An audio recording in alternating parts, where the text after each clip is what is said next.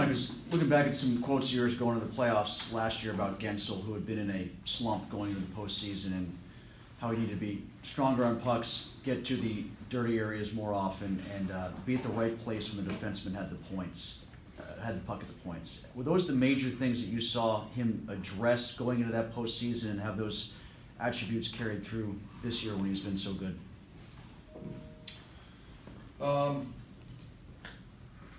Well, I think what you just mentioned is, we could say that to all of our players, and it would be sound advice, because if you're going to score goals, you got to get inside the dots. When the puck goes to the point, if you get to the net front, your opportunity to score a goal exponentially increases. If you're strong on pucks and you can win puck battles, it gives you an opportunity to sustain offensive territory and offensive zone play. I think it's sound advice for any player or team to have success.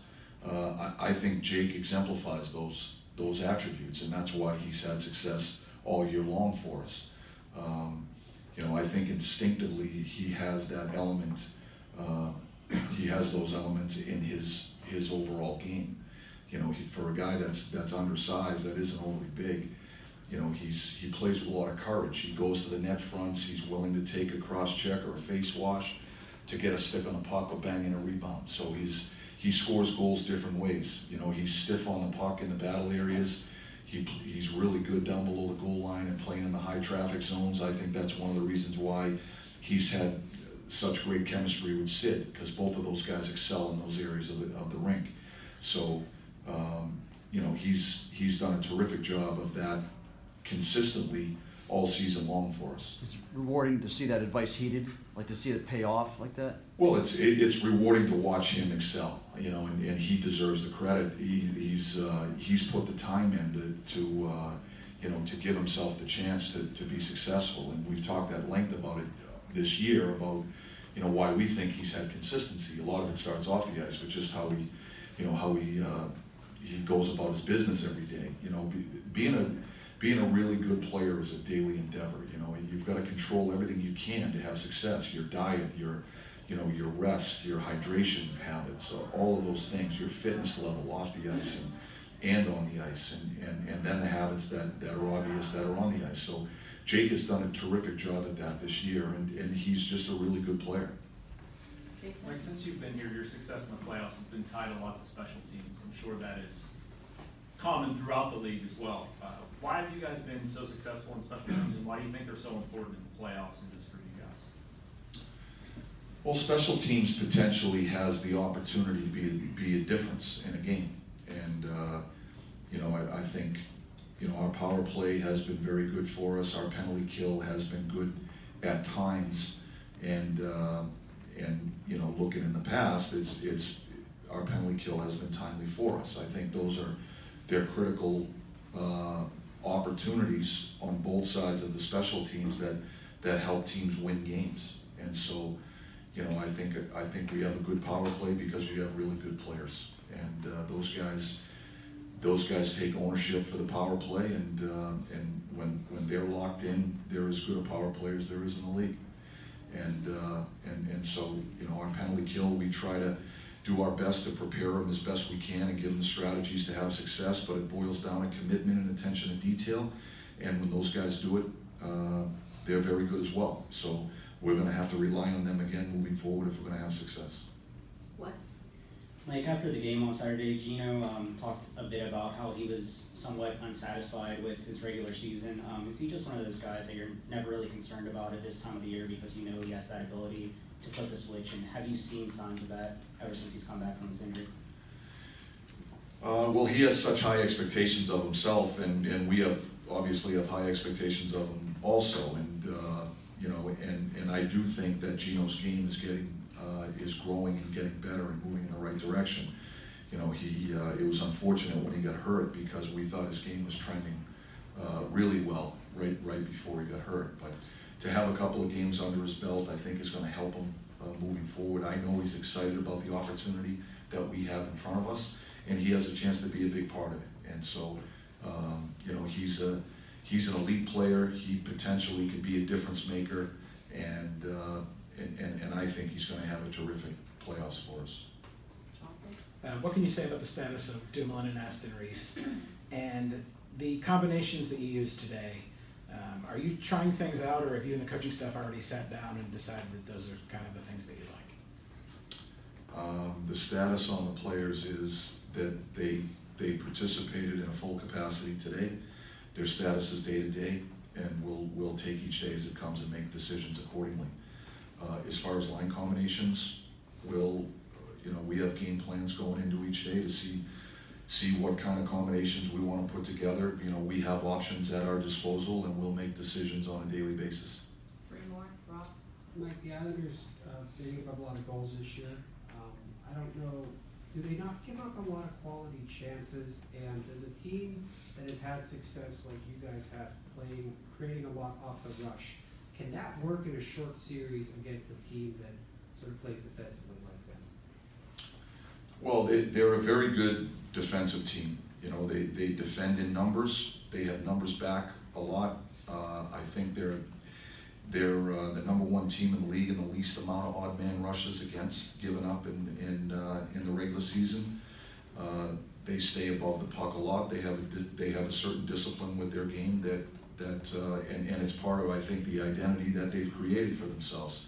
And so we understand what we're up against. We know that it's going to be a hard-fought battle. We know that we're going to have to fight for every inch of ice.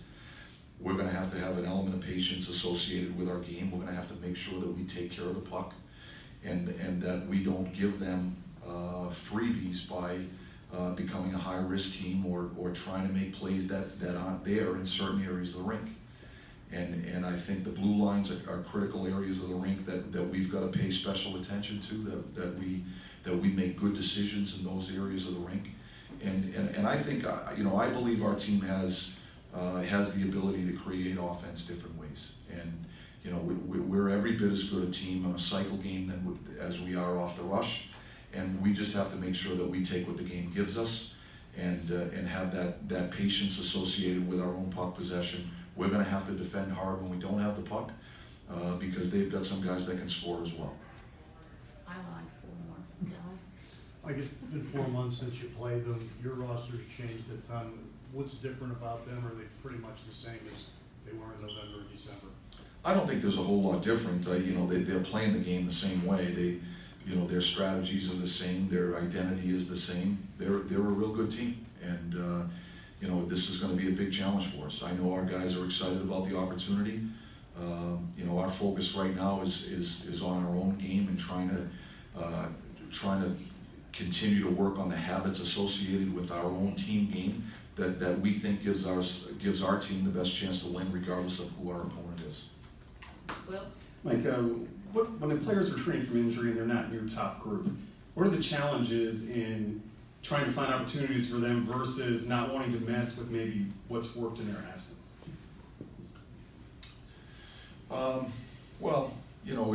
When players are returned to play and we're making lineup decisions on these guys based on which guys we think are going to give us the best chance to win in that respective game. We try to take all things into consideration, and we have those types of discussions. And so, a lot of it depends on, the role the player has on the team. Some of them are impact guys that are obvious guys that are going to step back into the lineup. I think those decisions are fairly obvious. The role players, we will make decisions based on how we think our team is playing and whether or not, which group of players gives us the best chance to win. And that's really how we frame the conversation, and that's the question that we try to answer as best we can as a coaching staff. Mike, what kind of challenge does the Islanders' depth up front present when they can roll 4 lines like they can?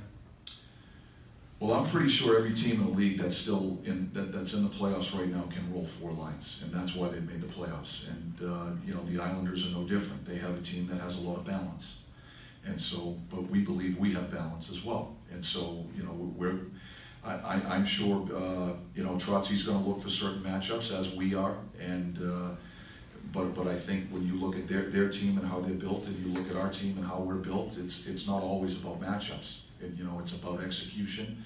you know, and it's about, you know, it's about a game plan. So I just think, you know, we're gonna focus on our team, we're gonna focus on our game, we're gonna try to do our very best to put our guys in the best possible positions. Now we've gotta go out and execute. Last one. When you spread things out up front, like you do sometimes with Sid and Gino and Phil on separate lines, is there something about playoff hockey that makes you like that approach more? Because that seems to be your track record. Well, you know, balance is important to have success in the playoffs, and you know, and every line has to have a you know, a conscience on both sides of the puck, and so we're trying to look at our personnel and figure out what combinations we think give us, you know, meet those criteria, and so you know, there are times when we've loaded the top six, and that's never off the table. And you know, sometimes we may do that within a game, the course of a game, depending on how we think our team is playing or what we think the needs are or whatever it may be. So, you know, I think the most important thing is we've got a group of players that, you know, we have some flexibility, and you know, we've had some stability throughout the course of our lines. We've had a lot of tandem stability with at least two that have played together a fair amount over the last 6 or 8 weeks.